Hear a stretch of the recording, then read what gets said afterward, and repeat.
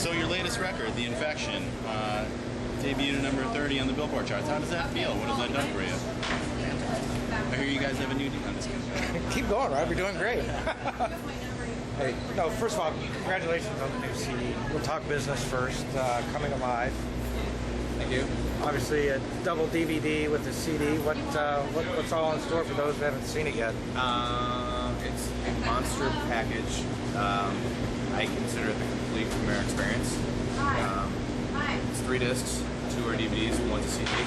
First disc is a 3-hour documentary, and it's basically has us in the studio recording The Infection, and then fly on the wall style tour documentary where it takes us around the world. We're in Dubai, United States tour, arena tour with Disturbed, and then a run through Europe, which is pretty thorough. Like you see, like what goes on in every country that we visit, like everything from like sightseeing to being bored out of our minds, to rocking, to laughing, all that stuff. It's all there. It's pretty raw and uncut, and I think it's a way to for someone that never really gets to experience world touring to really see what it's like, and fun and bad stuff, you know. And then the second disc is a live recording of our 10th annual Chimaira Christmas show. Shot with 13 cameras, all in HD. The HD release isn't ready yet; it will be soon. That's that. And then there's a ton of bonus features on that disc as well. It's like in total, it's like 7 hours of video stuff total. And then the third disc is live audio recording from the concert. Right. And just to backtrack, this is Sean with Ilmo, and I'm talking with Chris from Chimaira, by the way. You've been with the band 10 years, Yep. backing on keys. What else do you input on when you're writing, like Chimaira's writing? What's your input like? What do you do? What happens is lately it's been Mark and Rob usually writing the songs and putting them together, and then usually they have basic ideas that usually are coming pretty close to the final, and then they go into the practice space and work with Handles and Matt and basically finalize the songs, you know, like work out what they feel is right with transitions and just certain parts, making sure they're thorough and perfect how we want them. And I'm usually the last in line. I like to just take what they give me and just put my spin on it. Sometimes I can flip the song around and make it sound completely different, have a different feel. But sometimes I'm kind of just like that eerie atmosphere to go with it. So it depends on the music, but I like to have something finished. Rarely will I give them something early that they can like come off of me with. So I might try that more in the future. It just hasn't worked that way. I think the formula we have going right now is pretty good, pretty solid. So yeah. You guys went back to Ben on Infection. You guys got Jason on Resurrection.